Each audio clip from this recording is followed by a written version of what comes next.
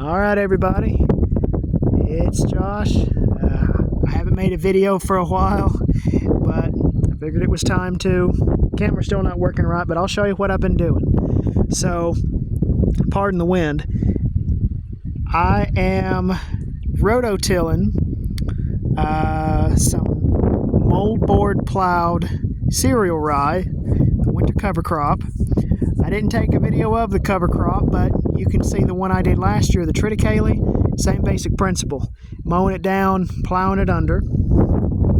And you can see big old slabs, chunks of soil, and then a whole bunch of the rye.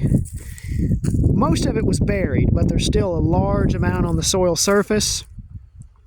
What I'm trying to do is get this buried, and then all this green, or what was green, plant material will decompose, and it'll work just like manure, except instead of the microbes in the cow or the horse breaking down the plant material into poop, it's the bacteria directly in the soil doing it.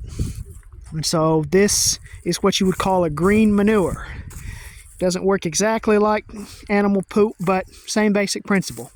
So all this rye, after it sets in the soil for about a month, it will be completely decomposed. Microbes will release all of the nutrients that the rye absorbed over the winter, and then that will slowly be released out via bacteria and fungi to the corn, pumpkin, and cowpea crop that I'm going to try this year. And the nice thing about the green manure is all the nitrogen that I put out, the urea that I put out way back in the middle of February, that has been converted into an organic source, whatever was absorbed, and it will slowly release and be available to the summer crop, and it will be released gradually, and it won't leach out during it, or denitrify during a very wet spell like synthetic nitrogen will, or even just nitrate in the soil.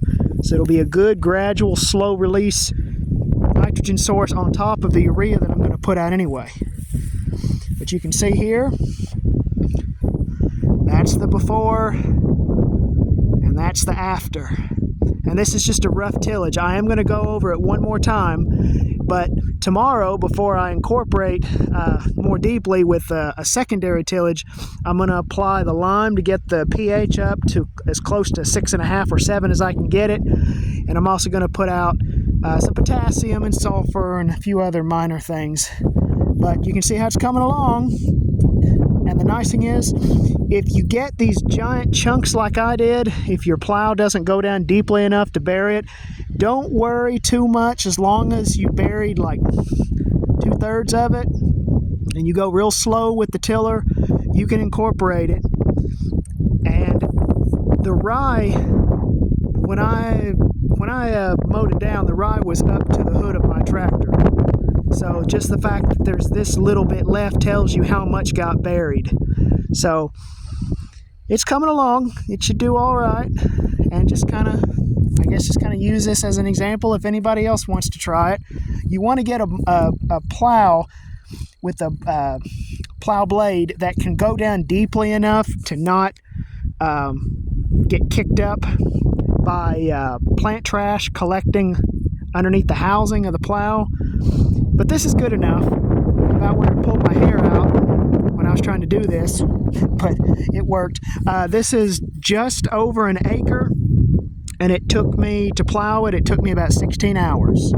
So, showing you this now, and I'll try to come back here maybe in 2 weeks after I planted, because this is going to be my main corn nursery this year. And you can see it, I guess, over there.